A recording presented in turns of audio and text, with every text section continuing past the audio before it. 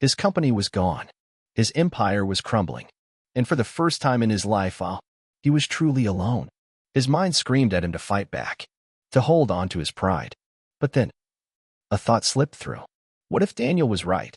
What if he was the problem? The words sat in his throat like a stone. Then finally, after a long silence, he exhaled and did the one thing he swore he'd never do.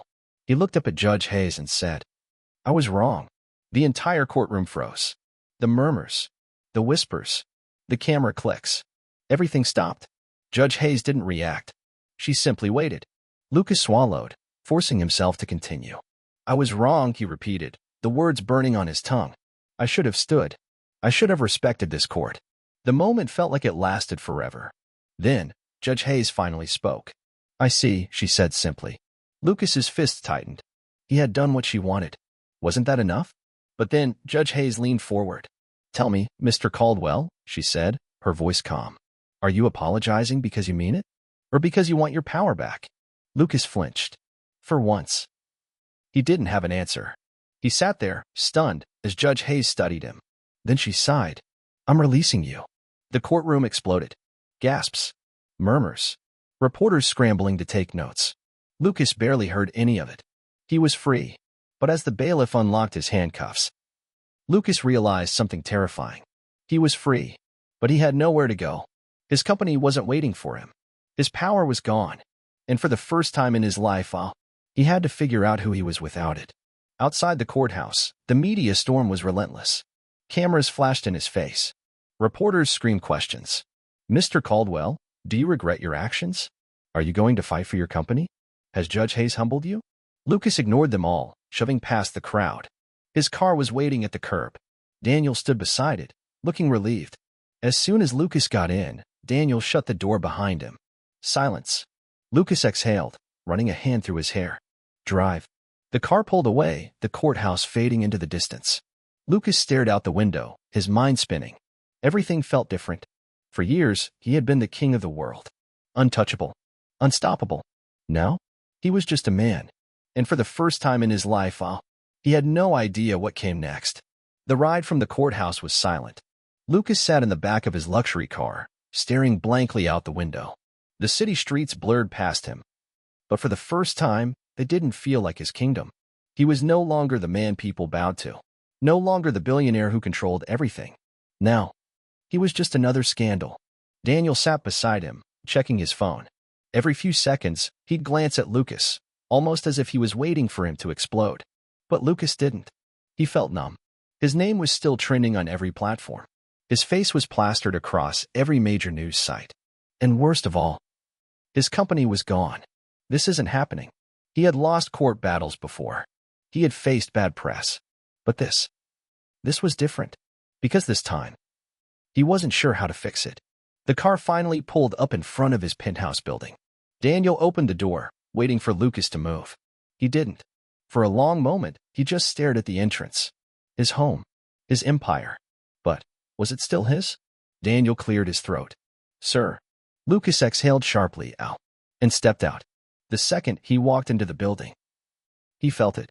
The shift.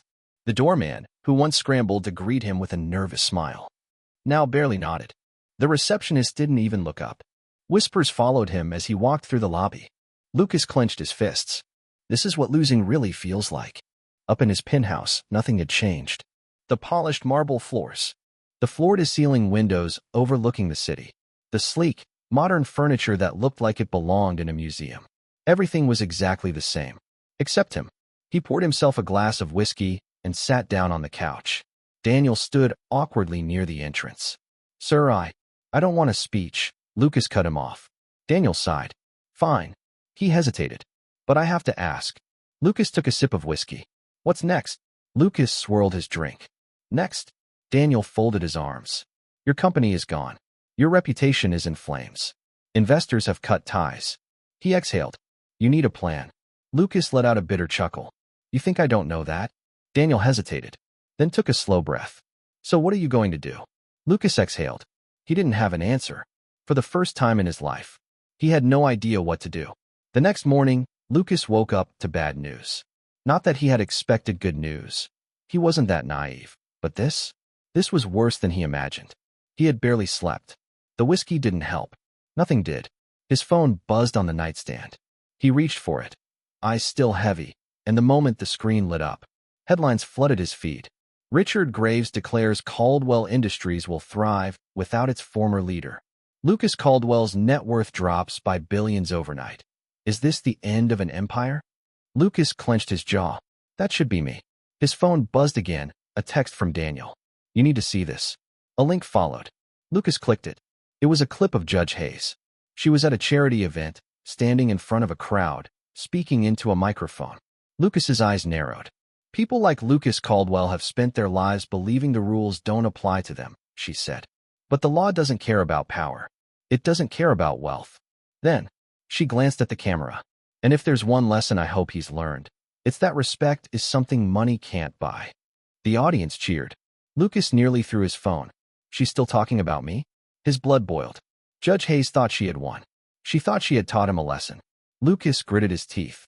She thinks I'm finished. His fist clenched. But he wasn't. Not even close. For the first time since stepping out of that cell, Lucas felt something other than defeat. Determination. He may have lost the battle. But the war? The war wasn't over. And Judge Hayes was about to find out exactly who she was dealing with.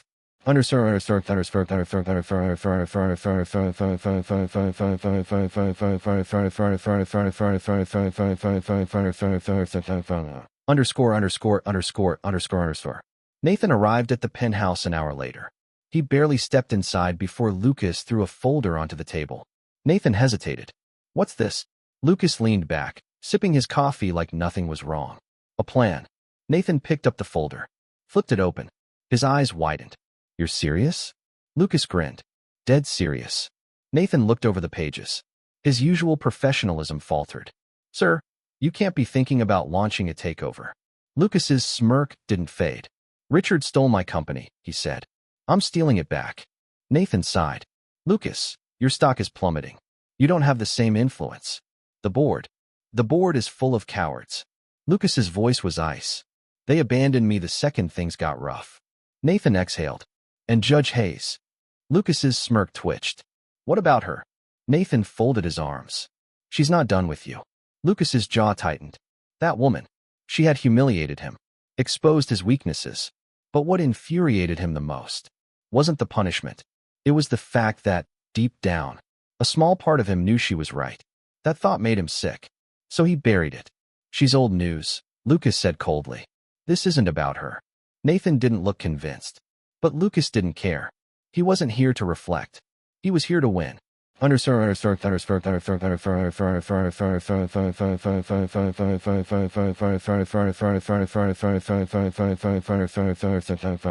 Underscore. The next few days were a storm. Lucas worked relentlessly. Calls, meetings, backdoor deals, every trick in the book. He contacted old allies, whispered the right words to the right people. Slowly, his influence began to rebuild. The media thought he was hiding. Instead, he was hunting. But then, something unexpected happened. Nathan burst into the penthouse late one evening, his face pale. Sir, he panted. You need to see this. Lucas barely looked up from his laptop. Unless it's Richard's resignation, I don't care. Nathan hesitated. It's about Judge Hayes. Lucas's fingers froze on the keyboard. Slowly, he turned. What about her? Nathan handed him a phone. Lucas grabbed it, frowned at the article on the screen. Breaking news. Judge Hayes under scrutiny. Did she bend the law in a previous case? Lucas's eyes narrowed. He scrolled. A decade-old case. A controversial ruling. Some whispers of misconduct. Nothing concrete. But enough for the media to latch onto. Enough to make her look vulnerable. Nathan shifted uncomfortably. It's already spreading. Lucas tapped his fingers against the phone. He should have felt satisfaction. After all, she had ruined him. Wasn't this karma? But instead, something unfamiliar settled in his chest. Doubt. Because unlike Richard, unlike the board, Judge Hayes hadn't acted out of greed. She had done what she thought was right. And now, she was in the same position he had been in just days ago. Under attack. Lucas exhaled. Set the phone down. Nathan frowned. What are you thinking? Lucas didn't answer right away. Because for the first time in his life, he didn't know.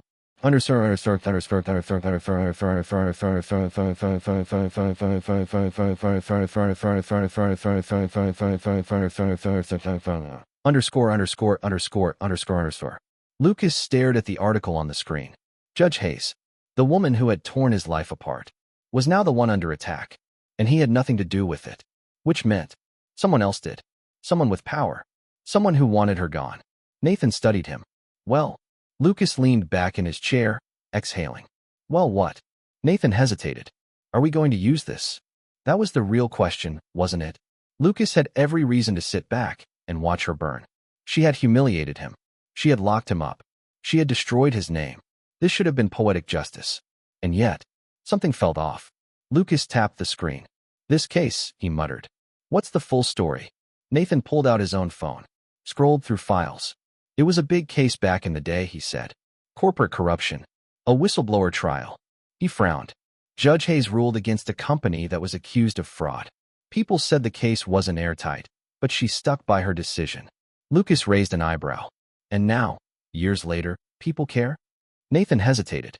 It's not random, sir. Someone's pushing this. Hard. Lucas drummed his fingers against the table. Who benefits if she falls? Nathan adjusted his tie. That's what I was wondering. He slid a tablet across the table. Lucas glanced at the screen and froze. The article listed names. Big names. Corporate executives. CEOs. Wealthy figures who had lost millions due to Hayes's rulings over the years. And one name stood out. Richard Graves. Lucas's entire body stiffened. Richard, he muttered. Nathan nodded grimly. He's one of the people backing this campaign. Quietly, of course. But he's pulling strings. Lucas clenched his jaw. This wasn't justice. This was a hit job. Richard wasn't just taking over Caldwell Industries. He was cleaning house, erasing anyone who had ever stood in his way, including Judge Hayes. Lucas felt something ugly twist in his gut. Judge Hayes had been his enemy, but she had played fair. Richard? Richard was worse than him, and that made Lucas feel something he hadn't expected. Anger. Not at her. At him. Nathan studied him carefully. So what now? Lucas inhaled slowly. Then, against every instinct, he said something he never thought he would. We stop him. Nathan blinked. Wait, what? Lucas smirked. You heard me. Nathan looked like he was having a stroke. Lucas, this is the same woman who put you in jail. Lucas shrugged. And I deserved it. Nathan stared. Who are you? And what have you done with my boss? Lucas ignored him, already picking up his phone. Nathan ran a hand through his hair. I don't get it. Why do you care? Lucas's smirk faded. He thought about it for a second. Then, finally, he said, because I know what it's like to have everything ripped away. And for the first time in his life, he wasn't going to let it happen to someone else.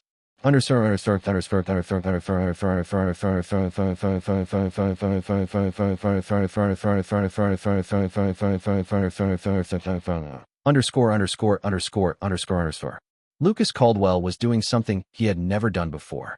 He was helping someone who had once destroyed him, and he wasn't sure why. Maybe it was because he finally understood what it felt like to lose everything. Maybe it was because he hated the idea of Richard Graves winning. Or maybe, just maybe, Judge Victoria Hayes had been right about him all along. Either way, one thing was certain. He wasn't about to sit back and let Richard take her down.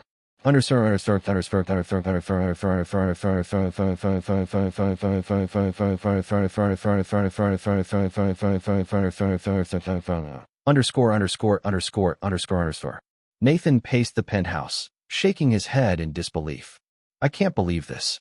A week ago you wanted to ruin this woman. Now you're what? Her guardian angel? Lucas didn't look up from his laptop. Don't be dramatic. Nathan scoffed. Oh, I'm sorry. Is the billionaire ex-con defending the judge who locked him up not dramatic? Lucas ignored him. His fingers flew across the keyboard, pulling up every file, every email, every contact he still had in the corporate world. I don't do revenge, he said casually. Nathan snorted. You absolutely do revenge. Lucas smirked. Fine, but this isn't about revenge. It's about leverage. Nathan folded his arms. And what exactly are you leveraging? Lucas leaned back. Richard's entire operation. Nathan frowned. You don't even work there anymore. Lucas's grin was sharp. And that's exactly why I can burn it to the ground.